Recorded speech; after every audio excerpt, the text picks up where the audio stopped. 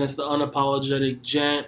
We're back again, man. Just wanted to get another video in before international break, taking everything that's happened. Obviously, Antonio Conte has arrived at Spurs, much to the dismay of Manchester United fans. And I believe he's going to turn that team around very quickly. I got to see 2 games so far in the Conference League, and then they played Everton this weekend. And really, you can see what he's trying to do. Very similar to Chelsea and Inter, has different parts. I think that he definitely needs to upgrade the midfield quality to play the way that he wants to play. And obviously, playing Dyer and Ben Davies at the back isn't ideal. But you got to work with what you got to work with. I'm sure they'll dip into the January transfer market. They'll find a couple players, maybe from the Italian league, maybe from Inter, who knows. But people are going to want to go to Spurs to play for Conte.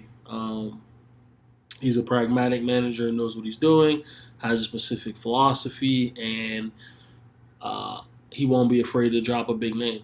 If Harry Kane's not doing what he's supposed to be doing, Son's not doing what he's supposed to be doing, they won't play. Everyone else on that team is, droppable anyways. So it's going to be interesting to see. I'm glad he's there. He'll bring some fire, some intensity. I think when Mourinho left, that kind of lacked in the Premier League, but he's kind of a similar manager to Mourinho in that sense. And he'll definitely get a reaction out of them. I think now Harry Kane has another top manager. He'll be willing to play because you can see what he did under Mourinho and how he respected him. Obviously, he probably didn't have that same respect for Nuno, which is understandable because he hasn't really achieved much in the game. I just can't believe Manchester United allowed Antonio Conte to go to Spurs. That's just mind-blowing to me. I haven't seen anyone yet on TV, even any real top former players, say that Oli is a great manager. So I don't know how he's still in the job, honestly.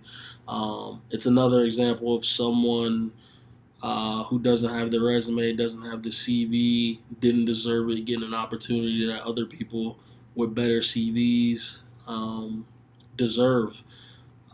So now, the only real managers out there is Zidane. Will he come? Will he try? Will he try to, maybe tarnish his legacy by going to Manchester United and not getting the right thing out of them?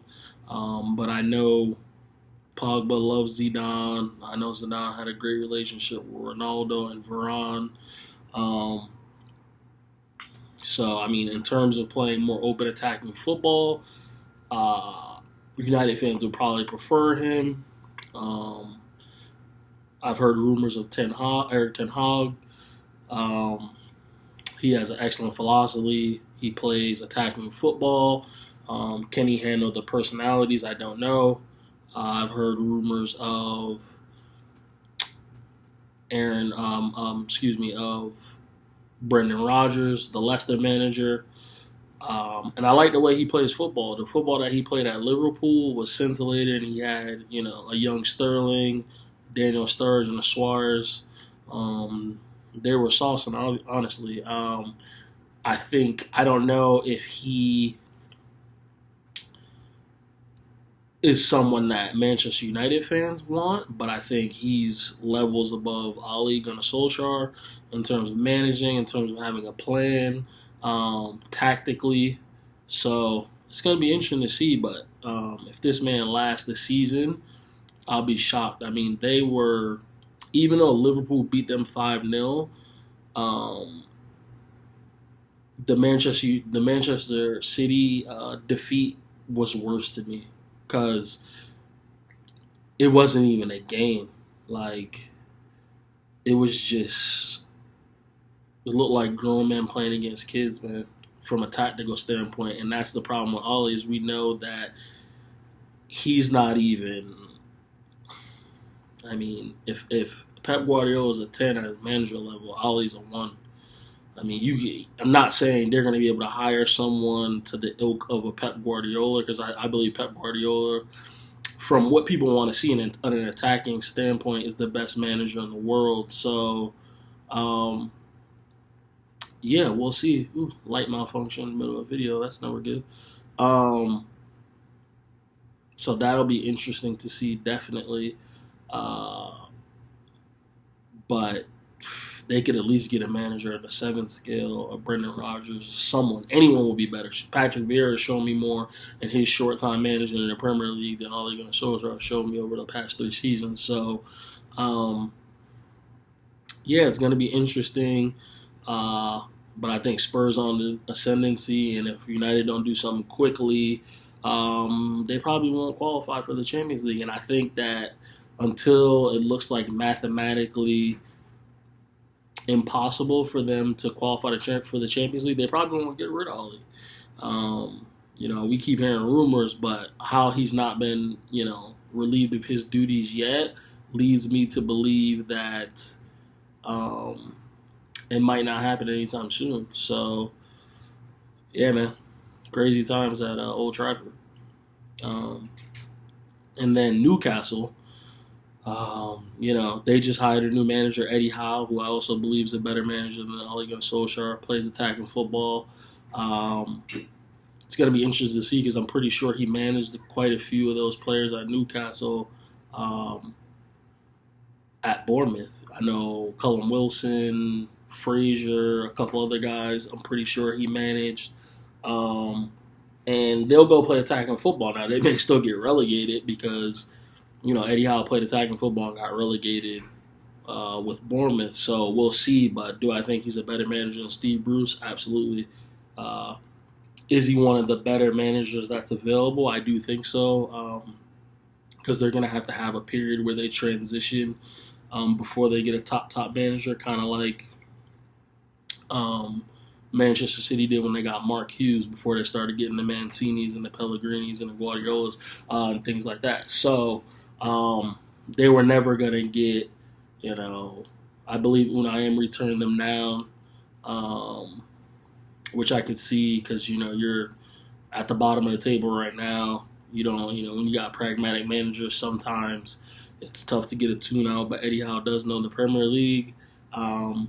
He does have a positive philosophy. They'll definitely make some January signings. He has a rapport with some of the guys that are on that team already, some of the better players. So it's going to be interesting to see. They're going to have to spend a bag of money. I hope they stay up. The Premier League honestly needs them to stay up, to continue to compete, spend money, bring more cachet to the Premier League. They're a big-time club in England and the world. So I'm happy they got a decent manager. Another manager that's going to be in the Premier League that's better than Ole Gunnar Solskjaer. I believe Steve Bruce is probably the only other manager worse than Ole Gunnar Solskjaer. And some people would say he was better. So, yeah, man. Going to be interesting to see. Liverpool got beat today by West Ham. And I know, West Ham's kind of the shock of the Premier League right now. But honestly, like, the way they play football, I don't see them winning it. And I don't see them qualifying for top 4, if I'm honest. Because it's weird, because I see commentators and pundits and former players talk about and give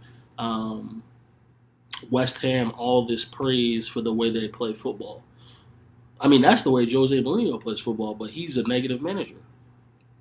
I mean, when they played Liverpool, they just had everyone behind the ball and hit on the counter. So I don't understand how, maybe because the budget or the quality of the player, but obviously that style is effective. I mean, Tuchel plays kind of counter-attacking football. Antonio Conte won the title with Chelsea playing counter-attacking football. So the thing is, everyone wants these Pep Guardiola, Jurgen Klopp on the front foot managers all the time, but like pragmatic managers have won the Premier League, have won Champions Leagues. So Rafa Benitez, pragmatic manager, won the Champions League with Liverpool. Jose Mourinho's won countless leagues, pragmatic. Conte's won countless leagues, pragmatic. But these I've heard people say, "Oh well, Antonio Conte is just another Mourinho." Blah blah blah blah blah. Do you want to win, or do you want to have? No one has the style of play that Pep Guardiola has. His principles, the way he sees football, you can't ask another manager to have that. Graham Potter, he plays attacking football at Brighton, but it's not Guardiola. So you're not going to get that from any other manager. Even, Jurgen Klopp, they have dynamic wingers, dynamic fullbacks, and they play a high line. But it's not like this possession-based, silky football that they play. It's just high intensity, high press, rock and roll football. So I think David Moyes has done a good job, and he's gotten the best out of the players that he has. Do I think they'll be able to sustain it? No. Because we all know Mikel Antonio gets hurt often, and when he doesn't play, they don't look very good. One of the most underrated players. And hopefully he leads the exodus of all these Jamaican players playing for England and going to play for Jamaica. Hopefully he'll start, obviously he did it because he wasn't getting the call-ups that I think he deserved for England, but, there's tons of Jamaican players in that English team that could be playing for Jamaica, so we'll see. But yeah, I believe West Ham is above Liverpool in the standings now. Do I think it will hold? No. But they are playing pragmatic football. They had most of the people, pretty much everyone behind the ball, the majority of the game against Liverpool. So when I remember watching games last year when Mourinho did that against some of the big teams and won, and people said it was negative attacking football. So, I don't know. And we see now that Tottenham team, apart from Son and Kane, and then when Ndombele wants to show up, which is like once a month, they don't really have quality in that team. And someone like Mourinho, who's coached some of the top players that have ever played the game, like, he would have seen that and said, this is how we have to play football. So this Tottenham way of playing that's never won Spurs fans anything, like, don't hold Conte to that standard because he's a pragmatic manager. In the game that I watched against Everton, everyone except Kane was behind the ball. Shit, Kane sometimes was deeper than everyone else. They basically played a 5-4-1. So, he's a proven winner. I guess I would say that's the difference. But to come out here and think that he's going to be a Pep Guardiola, it's not going to happen. Do you guys want to win trophies or not? Because that's what he does. And I believe if Mourinho stayed and you eventually got him the players that he wanted, he would have won. So it's going to be interesting to see. And then I know there's been all these big things about international football and Colin Hudson-Odoi. Some of the English players didn't want to be called up for different various reasons. Listen, Colin Hudson-Odoi has been starting for Chelsea, right? He's been playing at a decent level. I believe he's one of the most talented English players out there. And he doesn't want to get called up to the under-21s, and he doesn't want to play. So, it's beneath his level, honestly. I hear people saying, oh, he has an ego, he has this, that. But he should. Playing with the under-21s isn't going to make him better. Just because you guys want to go win tournaments and beat other teams, it's not going to help his development. There's no reason to risk injury or put more miles on your legs as a young player playing in under-21 games when you're starting for the team that's number one in the league. And you're giving other players who just came back from injury to Rashford, players that aren't playing, Sterling can't get a game for Manchester City.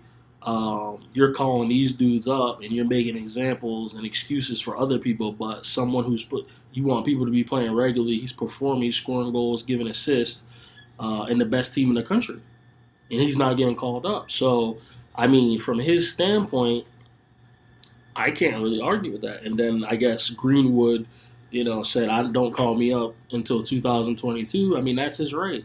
Him, his family, his agent, whoever it is, probably have seen the Rooneys and the Michael Owens and Jack Wilshere's get burnt down, overused when they were younger, and he probably doesn't want that. That kid's quality, so he knows, like, listen, you don't want to call him up. He'll go play for another country. Pretty sure he can go play for Jamaica. So, yeah, man, I can't knock kids for protecting themselves, their brand, and going to play when they want to go play. So, at the end of the day, I mean, as a manager, you got to make those decisions. But I salute players for, making those decisions and living with the consequences. I'm sure Hudson-Odoi, I think, can go play for, I believe it's Nigeria or Ghana, one of those countries, if I'm not mistaken, the way Wilfred Zaha did. So